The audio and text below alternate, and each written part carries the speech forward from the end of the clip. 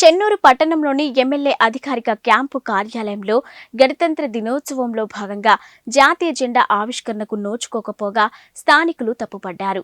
ఇక ఎమ్మెల్యే గడ్డం వివేక్ వెంకటస్వామి అందుబాటులో లేనప్పటికీ ఆయన స్థానంలో ఎవరైనా బాధ్యతగా వహించి జెండా ఆవిష్కరించాల్సిందని సర్వత్రా విమర్శల వర్షం గుప్పిస్తున్నారు.